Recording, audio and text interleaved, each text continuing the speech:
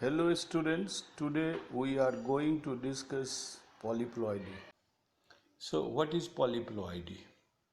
Polyploidy is in set of chromosomes of a cell or of an organism to 3, 4, 5 or more sets. Diploid organism can become triploid, tetraploid, pentaploid, hexaploid, etc. For example, suppose a diploid normal plant comprises 10 chromosomes. That means the n number of chromosomes is 5. Then its diploid race will have 3n number, that is 15 chromosomes. Like that, a tetraploid of this plant will have 20 chromosomes.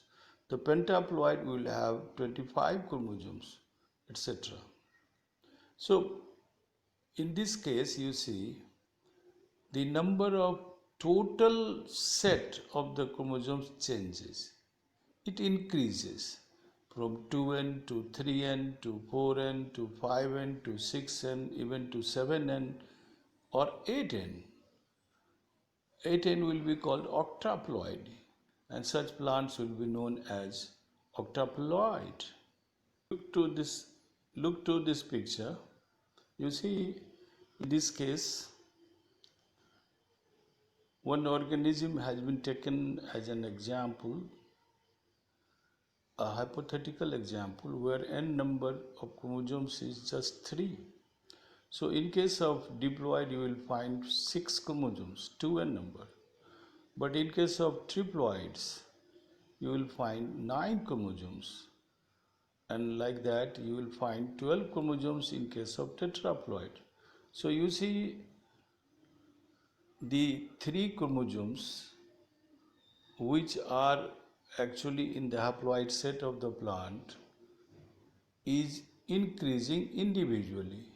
It became 3 each or it became 4 each. Like that it can also go up to form tetraploid, to form pentaploid, to form hexaploid and so on. Here I am showing you an example from a real plant. There is a plant which is called stinging nettle. Bichu butti it is called in Hindi, and the botanical name is Urtica dioica.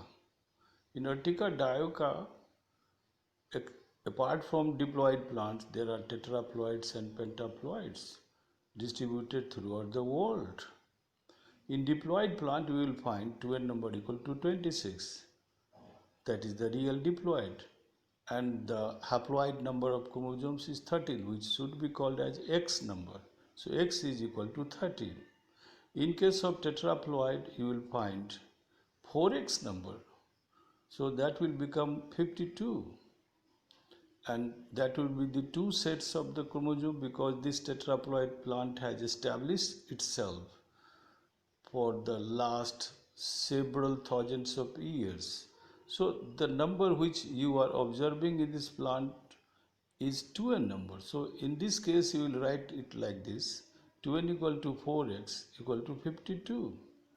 Again there are some ecotypes, or you may say cytotypes, of this plant found in different areas of the world which are actually pentaploid, and in that case you will find 65 total chromosomes. So that is 5x, and in this case 2 you will call it 2n number because it is an established plant which lives on this earth, on this planet, in the form of pentaploids. Now I must tell you that polyploids may be of two types, or you may say they may belong to two groups. The first group is which we call autopolyploids, and the second group is which we call allopolyploids.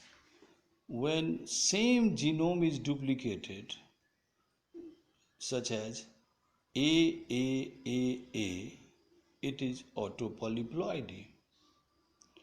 When a polyploid develops through interspecific or intergeneric hybridization, in which case two different types of genomes come together, that is called allopolyploidy. For example, such plants will have genomes like AABB.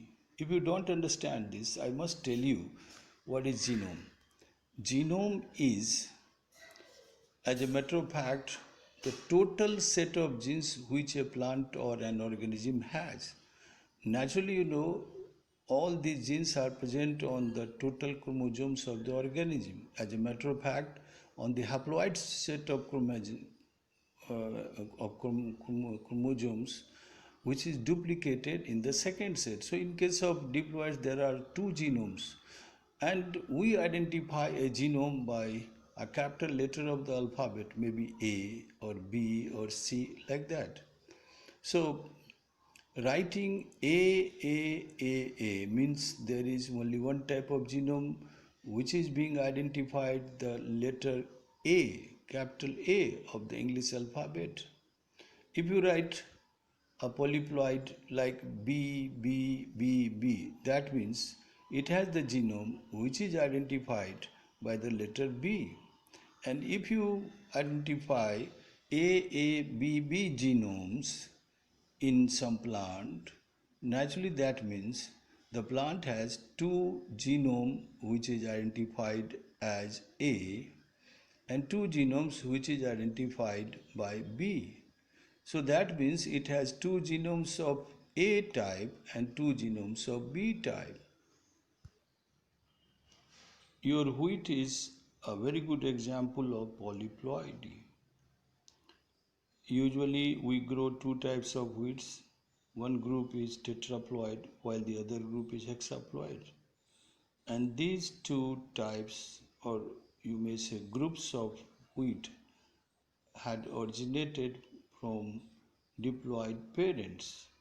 One had the genome A, that was the wild ancestral wheat, and the other plant had the genome B and genome D. Those were actually a kind of grasses which are known as goat grasses. So, in the beginning, the diploid parent wild ancestral wheat having the genome AA crossed with the goat grass having the genome BB. Both had 14 2n chromosomes. So they gave rise to tetraploid wheat, which naturally has AABB genomes. Again, that tetraploid wheat crossed with another species of goat grass, which had also the 2n number 14. A new wheat got its origin, that is hexaploid wheat, and that we call modern bred wheat. In this slide you can see how the modern wheat species took their origin. The wild ancestral wheat was Triticum monococcum, wild wheat, with the genome AA. The goat grass which first crossed with this wild wheat was Aegilops speltoides. It had the genome BB. So when they crossed, naturally a sterile hybrid originated with the genome AB. It could not be fertile, but there was a phenomenon which is called amphidiploidy, when all the chromosomes get duplicated due to some kind of mitotic error, you may say, and that is called endomitosis. So the genomes double. So a new plant developed Triticum dicoccum, and naturally it had the genome AABB, which is called emmer wheat or durum wheat. Its progenitor had another cross with Aegilops squarosa, which had the genomes DD. So again sterile hybrid ABD was created, and that also got fertile by duplicating the genomes through amphidiploidy, and now we have Triticum aestivum, that is the bred wheat, or you may call it modern bred wheat, which is the hexaploid and most advanced wheat of all. So what is the advantage of polyploidy, or what are the harms? You just read the slide. Advantages are general robustness, which the plant gets through polyploidy. Polyploidy also protects the plants from recessive genes which may be deleterious, harmful because they remain suppressed due to dominant forms in more than one copies. Then it also provides buffering ability against genetic shocks. Some kind of genetic shock may occur due to lethal genes, but due to polyploidy, even the effect of lethal gene is under the dominant genes, so it cannot express. But what are the harms? Polyploids may be unstable, not in all cases, but in many cases.